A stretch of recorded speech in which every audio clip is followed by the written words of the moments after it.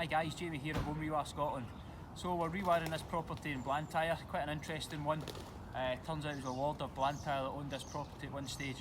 And this customer's had a bit of trouble with another contractor coming in and not maybe delivering what they promised. So we were then employed to come in and completely rewire this house again and solve the issues. So a real difficult one. We had it down for 3 days.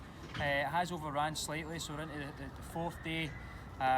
But we just had to take our time and make sure this was absolutely perfect, and we came across a few difficulties during the job.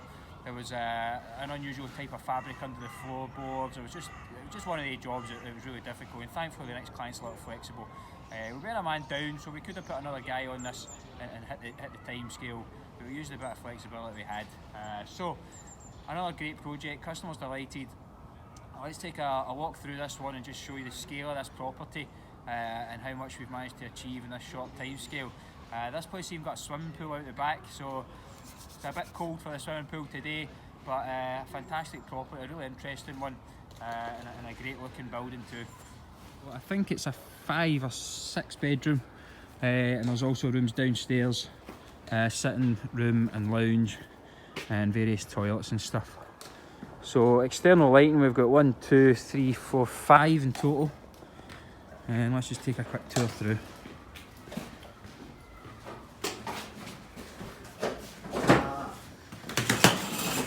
Grant McCorter. So a few things, kitchen. This is all going to get redone later, so what we've done is just run a bit of surface trunking round and put some points in.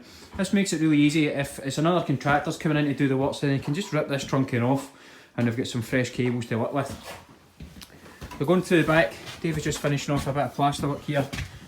We had another area through here with Artex, which came back positive actually, so thanks to the guys we worked with at Jack's who sorted out the asbestos removal for us. You can see another nice consumer unit. I poked my head in this one before the cover went on. I must say I was pretty impressed. I think young David's hot in my tail. So going through with some spotlights. You can see here, a lovely property. Lounge area. Loads of cuts all over this one. Got a big raggle there.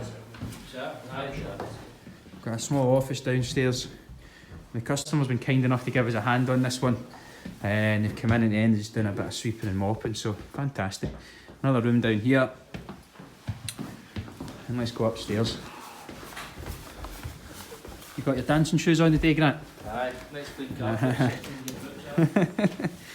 carpet. So going upstairs, again the difficulty we had, we popped this carpet up and it was just really thin floorboards, and then there's another fabric straight under the floorboards, so it's not always easy to see what's lying behind the floorboards and the walls in these properties, so we've came across most things, but sometimes it can alter our time scale slightly.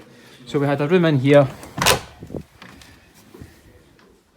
The customer's just doing a bit of wiping down. Grant's taking the clients round, a quick walk through just now. Another room through here. I think there's a baby on the way in this project, so it's coming in a few weeks. And we're not getting there, so guys are just walking through with Grant. Another small room here. And that's really it. So, cracking place. Give you a little look out the back actually quickly.